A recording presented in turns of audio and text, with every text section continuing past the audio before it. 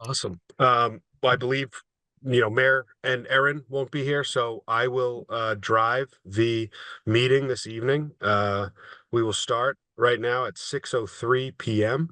Let me just share our agenda in the group chat with everyone so that we can all follow along. Just give me 1 second. Okay.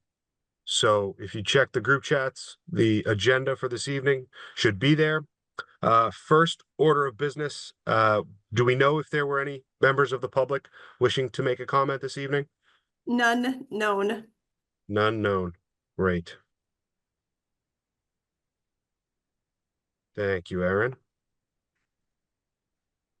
First order of business this evening was to review and vote on the meeting minutes from last month's October 17th middle school building committee meeting. So I'm not sure if everybody's had a chance to review the minutes, but is there a motion to approve the minutes from last month? Yeah, I'd I like can to make make a a motion. motion. Oh, go ahead. Oh, I can make a motion. Awesome. I Motion can in. second the motion. All right, seconded. So turn it around to the table, vote on approving the meeting minutes. Please raise your hands or use the hand raised chat in the bar.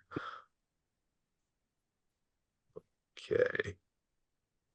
Looks unanimous. Has Jess voted? I agree. I can't, Oh, I'm sorry, perfect. I'm on my phone tonight and I can't find where the button is, so I'm raising my hand. Okay, that's fine. I think that's who we needed. Thank you, guys. Okay, we're Thank you, good. Jess. Sorry about that. Unanimous approval. Meeting minutes are approved. Thank you all. Moving on to our next agenda item. Chris and myself will be able to provide an update on construction progress, schedule, and I believe, Chris, you have a presentation prepared just with some pictures and some updates. You're on mute, Chris.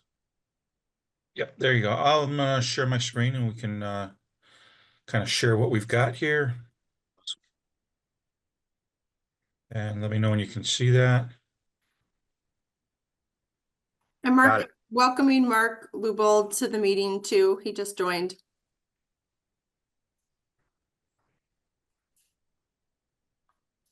Okay. So as far as the project goes, we're continuing to review RFIs and submittals for the contractor, making sure that all of their information has been provided for any coordination things that are happening in the field, questions about certain things that discrepancies or anything that they may find. So we're really assisting them in making this a smooth process. We continue to review all the submittals for the products and materials that are being used in the new building. We are continually looking at cost control measures. So there are some things where we've had some minor change orders, proposals from the contractor. Some get approved, some get rejected. And there are also several that have been gone back and forth where we reviewed them, noted some discrepancies or asked for some changes based on rates and materials and things that we've reviewed. So that's continuing to move forward. The budget looks really good with that. We are at a very minimal change order cost rate right now. So just for where we are in the project, it's just going really well. We continue to make weekly compliance reviews with the construction progress, the materials that are being used, the workmanship, preparing reports, issuing those to the building department. I can tell you that you've got a really good construction team on this project. All of the contractors with Fontaine and their subs are doing really good work. They're working really well together. They're meeting the schedule. So that's all going really well. I have no complaints with anything, nor do our consultants with the progress and the workmanship to date, and we don't anticipate any. So we're continuing to monitor that. Construction activities that are taking place. I've got a few slides to share with some basic progress, but the exterior masonry will be wrapping up in a couple of weeks. So that'll be completed. They're going to be starting window installation. They've installed the mock-up window. We've reviewed that. We've had some comments, so they're going to make some adjustments. And once everything's approved, they'll start with the window replacement throughout the building. The interior wall framing is well underway. B building, which is north side of the school, which is facing Beach Street. The wall framing is all up. The mechanical and electrical subcontractors are installing all of the duct work, the piping, electrical work, conduits, etc. So it's really progressing along. The interior stairwells have been constructed. The interior stairs are complete and usable at this point. The main stair is in place, but it is not usable at this point. They still have it blocked off. They've got to pour the concrete treads. The courtyard masonry is about 95% complete. So that's moving along really well. You'll see some of the other things. The front entrance has taken shape. They're currently working on the masonry there. The roof system, A and B academic buildings is complete. They're starting to clean the roof off with all the materials, get it cleaned up. They're working on the gym cafetorium roof. So that's ongoing really well. They've started construction down for the access drive through the dingle, putting in the drainage structures. They're going to be putting in the water line. They've completed the water line loop that goes around the building. They are also starting excavation for the propane tanks, dumpster pad, generator pad, and work in that area. So things are really moving well. If you've driven by on Beach Street, you can see through the tree line. The building's really taking shape. The colors look good. Everything's looking really good. Some of the other things we've been doing behind the scenes are FF&E activities. So we've had a few meetings with the district leadership regarding furniture selections. Samples were delivered this past week. Today was the first review of those samples. There'll be another one tomorrow. I believe we're going to be looking to make some decisions next week. So that's all going well. The samples were there simply for the sample itself. They weren't necessarily the correct colors at this point. So once the samples are approved, then the colors will be finalized as well. Following up on the furniture, we'll be starting to work with the district on equipment, loose equipment that's going into the classrooms, the academic areas, administration areas, gymnasium, things like that. This is all the loose stuff. So that if you were kind of to take the building, turn it upside down and shake it, whatever comes out, that's kind of the loose equipment. It's not fixed in any way, shape, or form. And then the last piece we're going to be starting up very shortly is the technology procurement. This will be all the loose technology, computers, printers, things of that nature. I received a schedule from our technology consultant. Aaron, I'll be forwarding that to you, and we can start organizing a meeting maybe sometime next week, the week after, with the appropriate, participants. We'll do a kickoff, start talking about the needs. We have had a preliminary meeting or two with the district's technology director. Sean was part of that. I believe there's a couple other individuals. So now we're going to actually start looking at the specifics. So from there, start sharing some of the photos from this past week. So this is the work that's going down in the dingle. You can see the road starting to take shape. They were currently working down at the bottom to put in the last drainage manhole and connect the system. Once they've done that, they'll work back up towards the school building with the water line that connects the high school with the water loop in the PEC site. This is the northwest view, which is kind of one of the last areas we're working on, if you will, for the brickwork. So this is the custodial and mechanical spaces. To the right, you can see the kind of the kitchen component. The windows aren't in, but that's all been bricked. To the left is the academic wing, which faces Beach Street. You can see the roof system is kind of overhanging, waiting to get tied in once all the masonry has been completed. The front of the building is now taking shape. It's been framed, sheathed. You can see now that the scaffolding's up. They're doing the brickwork. They've done it under the canopy. They're now installing the brickwork above the canopy, and they'll continue around the front entrance and then continuing down the end to where the technology lab would be. As I mentioned, the roof system, they're starting to remove all of the loose material and debris. You can see a gentleman was over there. He was kind of, once the area was cleared, he's kind of blowing all the dust, debris and stuff off, getting it prepped for final inspection. So that's ongoing both on, this is the B wing, which faces Beach Street. And then to the right would be the A wing. Once this is complete, they're working on clearing out the other side. The gymnasium and cafetorium. So the masonry work is complete inside. All the underground utilities, you can see the stage area. There's a couple of workers there. They were prepping and forming, getting ready to pour the stage floor. You can see that the area within the gym cafetorium has been subgraded and leveled. They will continue to fine tune and compact that area in preparation for a slab pour in the coming weeks. So that'll finalize this space, and then they can start working in doing their interior stuff. This is a view from the top of the main monumental stair that looks through what will be the curtain wall system out into the courtyard. So right now, Fontaine's got it blocked off. They're waiting to pour the concrete. But it just gives you perspective with the ground face block, and the view that you'll have into the courtyard brings a lot of natural light in. You know, this area doesn't have any temporary lights at all, but it's still a pretty bright space.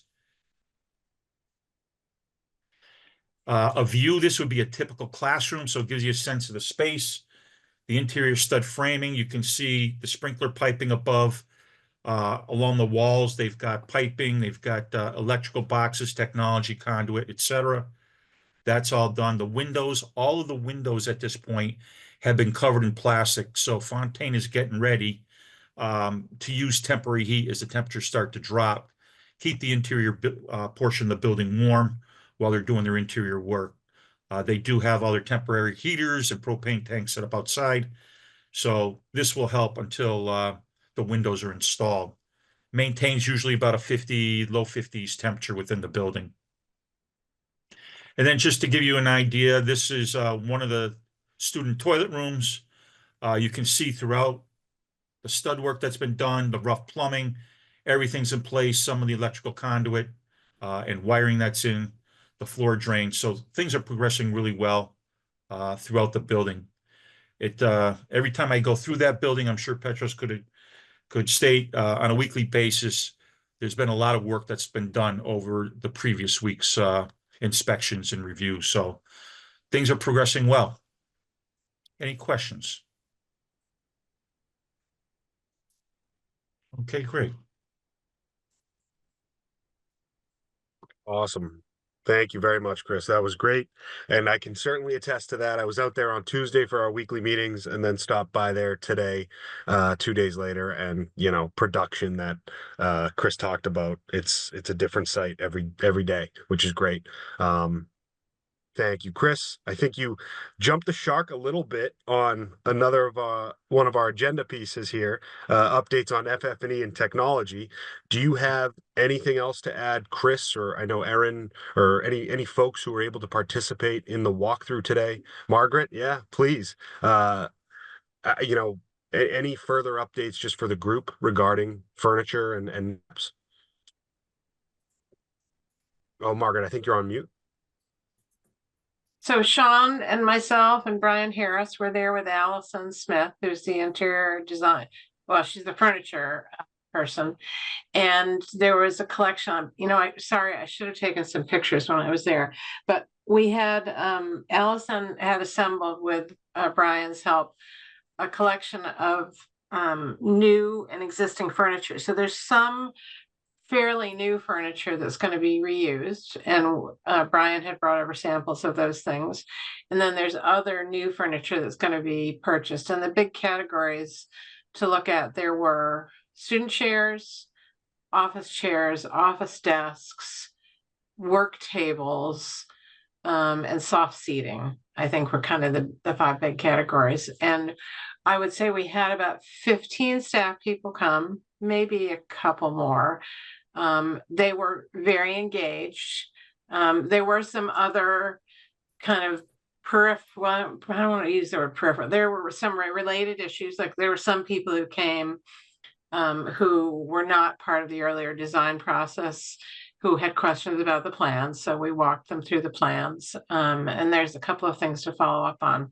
But generally, I thought it was great for the staff. People were excited. We did get some feedback on different pieces of furniture. We put Anthony and, well, Jackie was there too. Is Jackie in this meeting? She is. Yes, there's Jackie. Hey, Jackie. Jackie, do you want to add anything? Because you were also interacting with the staff about what kind of stuff they had to say.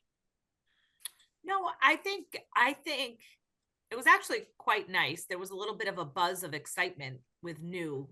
And I think I saw people, yes, looking at furniture like, yes, I like this and I like this, but they really liked looking at the building plans that were on the table in the middle, and they like, where's this room and where's this room? And then we had some questions about rooms, and people were worried about that. So I think it was good. I think Brian and I also talked about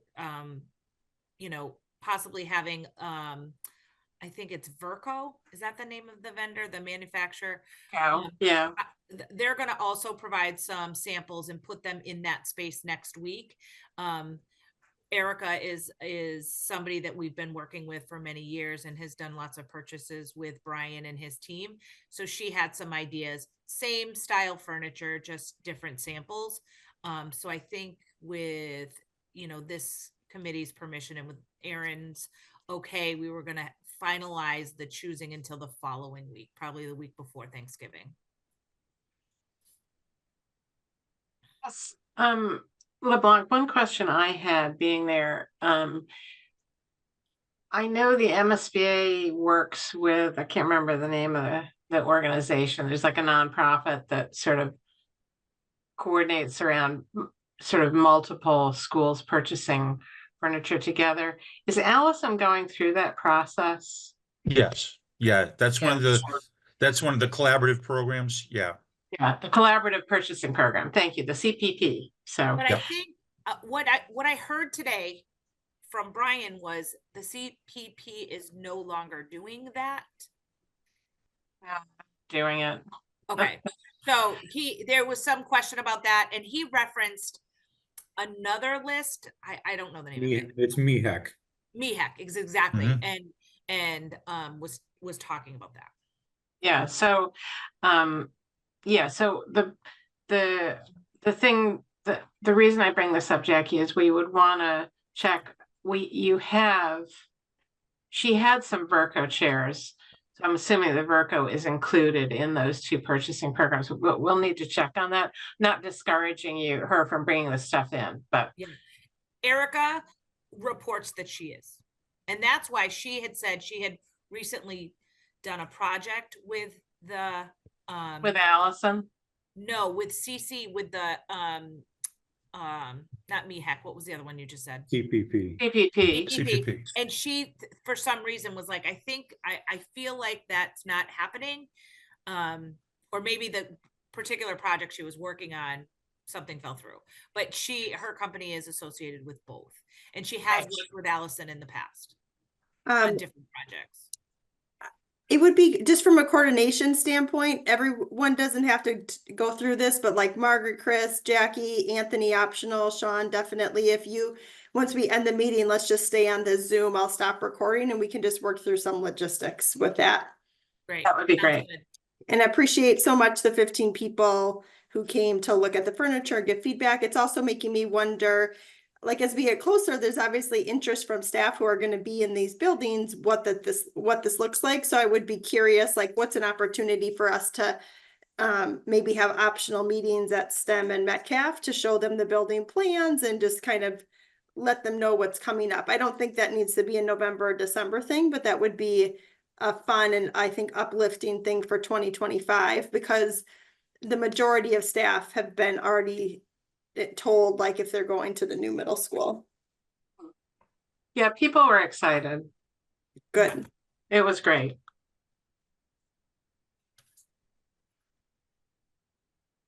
And we're doing this again tomorrow. Well, I want to Okay. talk about that, or should we wait?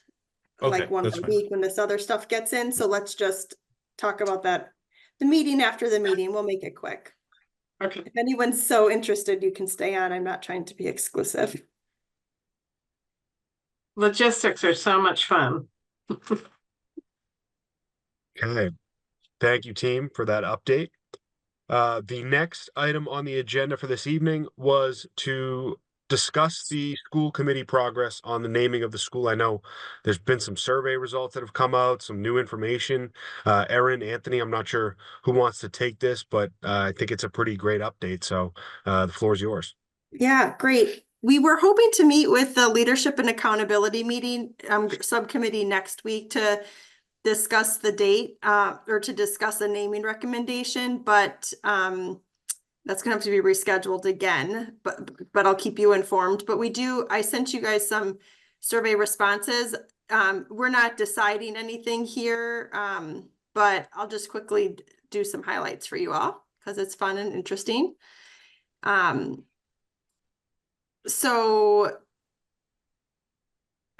one thing we want to try to center is we have gotten feedback that, you know, the decision, especially around mascots and colors, should be that of the student. So that's why I specifically pulled out data from that, because sometimes students' opinion varied from the group average. And so we got a lot of respondents, more than 1,800 total. You'll see that, you know, this big bar here, we had a lot of school like community members participate that didn't necessarily have a direct association with STEM or Metcalf, who are the middle schools coming into the new middle school, or Donahue, Lawrence, and Morgan, who are the feeder schools. And we got 81% of like 81% or so of the students. We got a high percentage of students. This is looking a little bit lower than I thought, but we got a lot of students to participate. I think it was about 80% of the kids who will be there next year. So for name, you can see in green that Peck was the most popular at 32%. Holyoke Middle was next most popular in orange at 27%. But if you combine the two Latino leaders together, that was actually most overall at 40%. And this is just a different way of looking at the same data. But for STEM and Metcalf students, staff, and families, they actually prefer Holyoke Middle at 42% versus, which is this yellow, versus Peck at 25%. So that's interesting. And then Donahue students also preferred Holyoke Middle over Peck. Well, Donahue, Lawrence, Morgan students, staff, and families. And then when we get, so for me, it seems like inconclusive. And so it'll be interesting to see what the school committee recommends. With mascot, in red here, we saw that Coqui, which is a super small but loud frog from Puerto Rico, was the most popular choice at about 35%, followed by Phoenix, which is a mythical bird symbolizing renewal and hope. It was actually used to be Peck Phoenix prior to it closing. And what I feel like is interesting is Phoenix is actually a little bit more popular with students than Coqui, but it's pretty close. And when we look at STEM and Metcalf students, staff, and families specifically, especially the students are preferring Phoenix more than Coqui. But the Donahue, Lawrence, and Morgan students and families are more split on that. So for me, it kind of seems that if I was a betting person, which I totally am not, it probably will not be Lion or Bear. It will probably be Coqui or Phoenix. And that's a decision that our subcommittee will recommend to HPS leadership. And then for colors, overall at 42%, red, blue, and white, like the colors of the USA and Puerto Rican flags, followed by aqua with only 24% liking red and black, which my director of communications has advised me make sure there's a lot of white space in that too. So it's probably would be like red, black, and white. But what's very interesting here is students are preferring red and black the most. It's adults that prefer it the least amount. So I'm not sure how this one will settle out. but especially STEM and Metcalf students, half of them preferred the red and black. I think that is also currently the color of STEM Beats, which has like, which is the musical group at STEM that has really strong branding. So that would kind of be an interesting carryover there. And then this is just fun to think about, like what it'll be, if it'll be Peck Phoenix or Holyoke Middle Coquille, but here are the different types of names for people to look at. So no decision yet. Hoping we're still working towards January. That should give us plenty of time for signage, ordering and stuff like that, t-shirts. But it's still inconclusive. But I hope you like the presentation and just seeing, I really appreciate more than 1,800 people participating in the survey results. Gives us a lot of information to consider. Any questions? Feedback? Yeah, I just want to say, Aaron, you did a great job on that presentation. It's very informative. And when I first saw it, it gives a clear breakdown of kind of where everybody stands as far as their vote goes.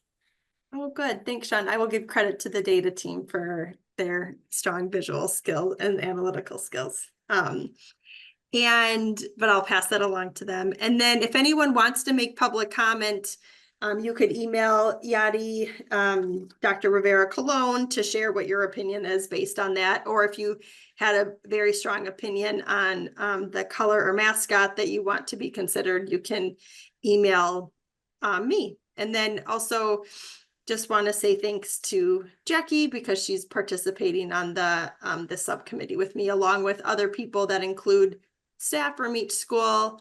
And we also have a family with parents and two current students participating. Mr. Lubold, you're on mute, but would love to hear from you. Okay, is that better? Yes, I can hear you. Okay. Sorry about that. I was driving and didn't want to take my hands off the wheel. Be safe. I have a question. If there's been any thought into, we got a lot of great names on that list of, naming the courtyard after someone or the media room, and be able to maybe incorporate, everybody that is on that list. I think it was a pretty good list of names, no matter which way you go. And I don't care too much for the Holyoke Middle School. I think it's a little generic, and we have more than 2 middle schools, and I think that might get confusing. But just with the names themselves, I was thinking there might be opportunity there to, incorporate all of them into, the school somehow.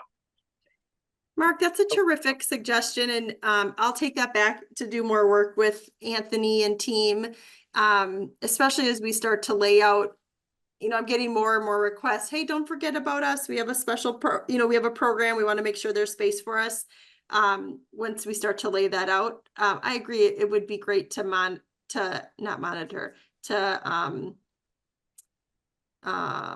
maybe incorporate. Yeah. Yeah, Aaron, we can take that back to the school committee. I got some feedback at our DPAC meeting, some interesting feedback from one of our parents that none of the names being considered are females.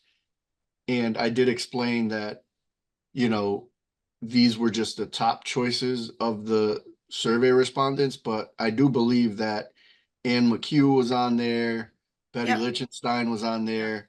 So I would want to, in addition to, selecting a name, when I bring this back to school committee, I want to make sure to raise that and to include Mark's comment there, because I think there's Mark hit it on the head. There's other ways to honor these people. Yeah, you're right that there were some other top vote getters too. And Hal Blaine was another one, obviously male, but I'll share this link with folks in case anyone wanted to look. I think we should bring that more complete list to the school committee. That sounds terrific. Yep. Thank you. Thank you. Awesome. Great suggestion, Mark. Thank you, Aaron, for the update. That was great. Thank you, Anthony. I believe as far as the agenda for this evening goes, that concludes the agenda. I do just want to acknowledge that we have a few upcoming meetings. We've obviously shifted this monthly meeting to the second Thursdays of the month. So as of right now, we're targeting December 12th and January 9th. As always, if anybody has any conflicts that they're aware of, please let the team know, let Aaron know, so that we can make the necessary adjustments. But December 12th and January 9th are our next two check-in meetings. Is there any new business or any other items worth discussing before I entertain a motion to adjourn this meeting? And obviously, the small group will stay back for the logistics of the furniture. Excellent. So I will entertain a motion to adjourn this evening's meeting. Motion to adjourn. All right, Mark Lubold, motion. Second, Awesome, Mr. Soto. And take it around the room. All in favor, all opposed of adjourning this evening's meeting? Yeah, this is the easiest vote. Okay. Awesome. Unanimous with Unanimous to 10. me. Have a Thank good you. Waiting night. for the day that's not. Have a great rest of your night. Thank you. Don't And hang happy up if you're talking Thanksgiving. about logistics. Yes, happy Happy Thanksgiving. Happy Thanksgiving. Thanksgiving.